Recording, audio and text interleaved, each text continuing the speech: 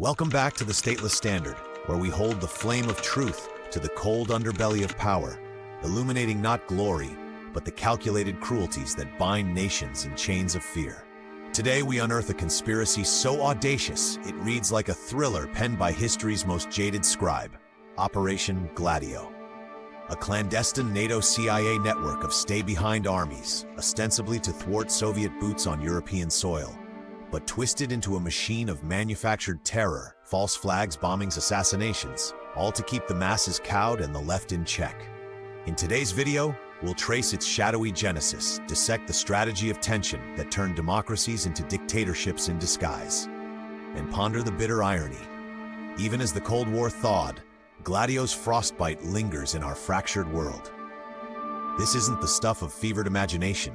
It's declassified dossiers and deathbed confessions. If you've ever trusted the headlines to name the real terrorists, prepare for a reckoning. Like if suspicion is your spark, subscribe to keep the torch alight, and let us descend into the archives of atrocity. To grasp Gladio's genesis, we must first wade through the rubble of 1945. World War II's end left Europe a carcass picked clean. Cities in ash, economies in chains, and the Red Army lapping at the Elbe like a wolf at the fold. In Washington, some brass clamored for a hot sequel, Operation Unthinkable, Churchill's fever dream of rearming the Wehrmacht to storm Moscow. Prudence, or perhaps exhaustion, prevailed. Instead, the Cold War, a grand geopolitical kabuki, where superpowers postured without punching, all while the real game unfolded in the shadows. Cynics, and by now you should number among them, might call it the perfect cover for a unipolar redesign of the world order. Borders redrawn not by bayonets, but by bureaucrats in Brussels and Langley. Enter the stay-behind networks. Clandestine cadres buried like time capsules across Western Europe, primed to harass invaders from the rear. Britain had its auxiliary units, saboteurs schooled in sewers, France its Plan Blow, even neutral Sweden its Wendigo. But Italy? Italy became the laboratory. In the late 1940s, as Christian Democrats teetered against a surging communist tide, workers' strikes paralyzing Turin, peasants seizing latifundia, the CIA smelled opportunity. Enter a young William Colby, fresh from OSS exploits in Vietnam, posted to Rome's embassy in 1951. His brief? Forge a stay-behind net to stoke Italian nationalism, arm the faithful, and unofficially thwart the Red Menace at any cost. By 1956, NATO formalized it. Operation Gladio, headquartered in Rome's Palazzo Barbiano, a velvet-gloved fist of 622 operatives, caches of explosives in abbeys and Alps, radio beacons in vicarages. Official dissolution? July 27, 1990, with the Berlin Wall's dust still settling. Unofficial legacy? Whispers of evolution into something far more venomous. Al-Qaeda, perhaps, the jihadist hydra born from the same Frankenstein's lab. Colby, ever the candid spook in his twilight years, spilled the beans over drinks in a Roman bar in the late 80s.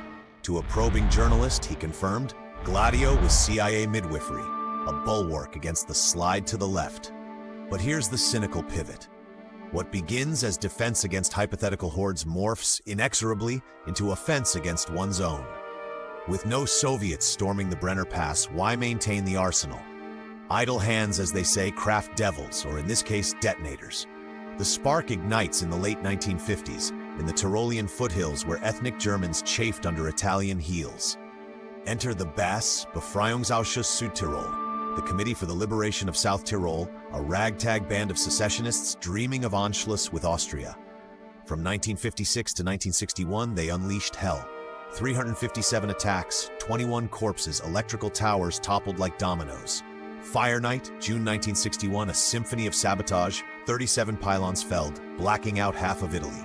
The press screamed Nazi revanchists, and rightly so. BAS founder Michael Gamper, a Hitler Youth alum, hobnobbed with neo-fascist bombers from the Odessa ratlines. Yet peel the onion, and the stench leads not to Berlin, but to Rome and beyond. BAS wasn't organic insurgency. It was NATO's puppet, strings pulled by Gladio's puppeteers. Why? Secession would have cracked the Alps wide for Warsaw Pact wagons. Better to inflame than extinguish. Italian commandos under Gladio's aegis infiltrated the cells, amplified the blast, then mopped up with martial fervor. The result? Tyrol tamed, borders bolted, and a populace primed for the strategy of tension. Coined by Gladio's architects, this doctrine was Machiavellian minimalism. Sow terror through proxies, pin it on the Reds, harvest fear to justify crackdowns. Communism, that eternal bogeyman, became the perfect scapegoat. Strikes blamed on subversives, protests on puppets. As one declassified memo drips with disdain, the communists must be made to appear the instigators. This wasn't aberration, it was architecture.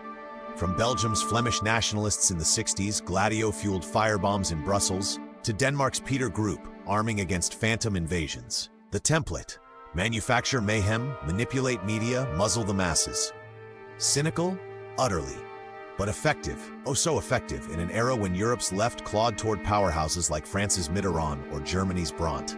The crescendo crashes on December 12, 1969. Piazza Fontana, Milan's financial heart. A bank branch erupts at rush hour. 16 dead, 88 maimed, the air thick with anarchist manifestos. Italy reels. Strikes had gripped the peninsula for months. Fiat lines halted, inflation gnawing like a rat. The bombing? Timed to perfection, halting the paralysis, branding the left as butchers. Pietro Valpreda, a dancer with the anarchist Bakunin Club, riddled with informants, took the fall, pinned by a one-eyed witness whose testimony crumbled under scrutiny. Emergency decrees followed, curfews, wage freezes, 1,000 arrests.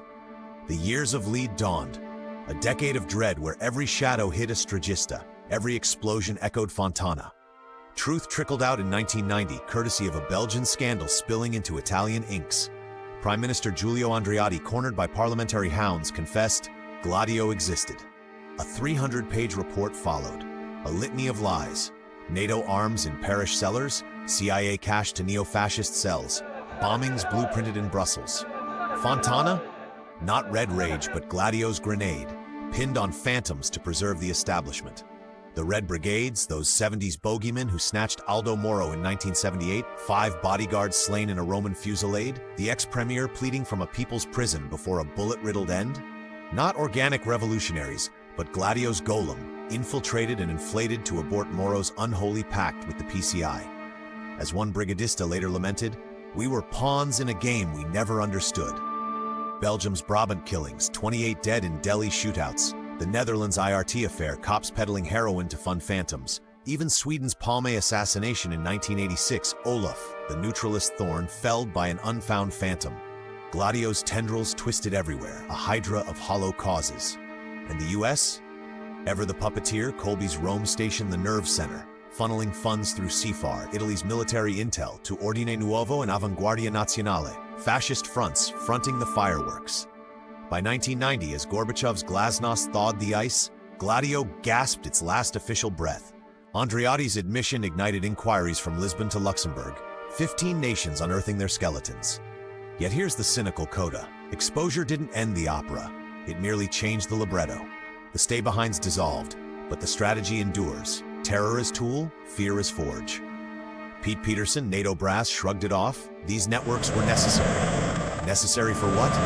Keeping Europe occupied in all but name, US divisions a perpetual prefecture, leftists leashed by phantom threats. Fast forward to the 90s, Yugoslavia fractures, not by Soviet design, but Western whim, NATO's first hot war, Gladio's ghosts in the gunpowder. Then 9/11, that ultimate tension, Al-Qaeda, birthed from Afghan mujahideen whom Colby's ilk armed against Soviets. False flags? The playbook persists. Anthrax letters, Oklahoma echoes, all whispering of strategies unslain. Today, as borders bleed and populists rise, one wonders, is the Hydra merely dormant, or has it donned a new mask? Cyber phantoms, migrant panics, engineered pandemics. The Cold War's sham endures, a unipolar fever dream where limits are for lesser men, and terror the eternal election. So, what counsel from this chronicle of clandestine cruelties? Gladio teaches not paranoia, but prudence. Power abhors a vacuum and fills it with fabrications. Demand transparency from the alliances that arm in shadows. Audit the archives that rot in vaults. The strategy of tension thrives on our terror. Starve it with skepticism, illuminate it with inquiry. Europe's rupture, seeded in those mountain lairs, blooms now in ballots and barricades. Will we heed the historians, or slumber through the sequel? That's our unblinking exegesis of Gladio's grand guignol on the stateless standard. A conspiracy not of cranks but crowns, NATO's noble lie laid bare. If these revelations rouse your inner Camus, comment, Bass or Fontana. Which false flag chills you deepest? Like if you're done with the tension's tyranny, subscribe for more torches tossed into the dark and share this with a soul still buying the official story. Truth isn't treason, it's the first strike for sovereignty. Until next, we scorch the scripts, hold your light high, fade to revelation, stay free.